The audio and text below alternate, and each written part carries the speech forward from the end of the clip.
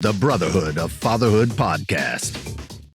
I think the biggest differentiator for me now and then was life was happening to me instead of for me. And so it was super easy to become a victim. It was Mhm. super easy to fall into what other people thought I should be doing. It was super easy to follow the narrative of our society. It was super easy to be the husband that the narrative tells me I was supposed to be, which is apathetic and stupid. And so I literally didn't know what I didn't know at Right. that time, and I think that's something for a lot of men. And that's why I really love talking about this, because if I would have had a voice like mine, I know this sounds weird. If I would have had my voice now back then speaking into my head, I'd be 10 years ahead right now.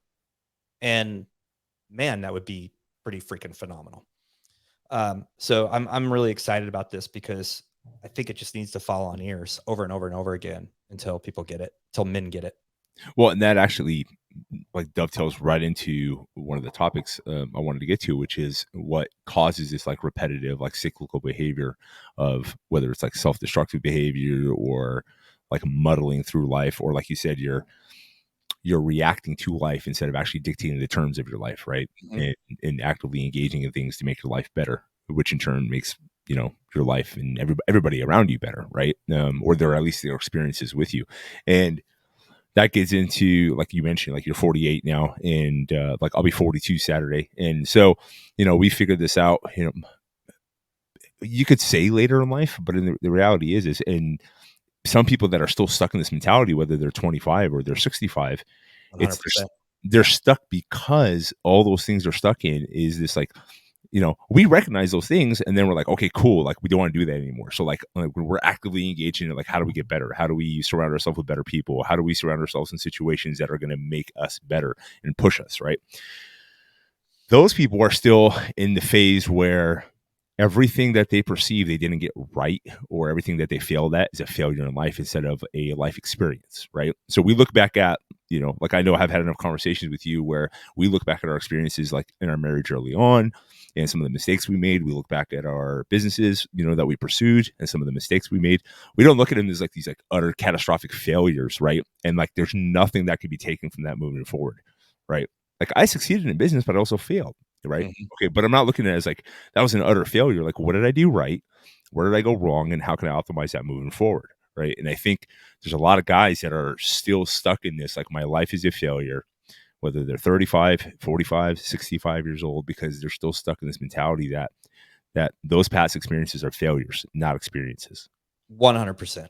100%. As soon as I learned that embracing failure as and I heard this first from John Maxwell, and it was Mhm. fail up or fail forward. I don't remember. It's some direction that's positive. And then and it took me, however, I heard it in his books, but it took me a while to really kind of live it. It's very hard to live.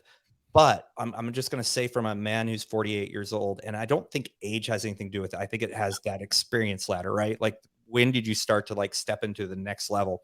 I'm just a late bloomer, but look, it wasn't until now that I've had a little success, and when I've had success, I've started to say, okay, well, my bike shop, was that a failure?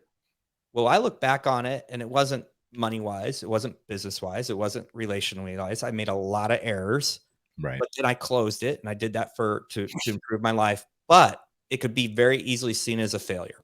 And I Mhm. could live in the history of that being a failure, but I would not be where I am today if I hadn't have done that. And Right. all the bad things, all of them, have led me to where I am today. So I'm saying, if even if you're in a bad spot now, the differentiator for you might be looking at all the things that led you there and, okay, how is this going to catapult me into the next step of my life?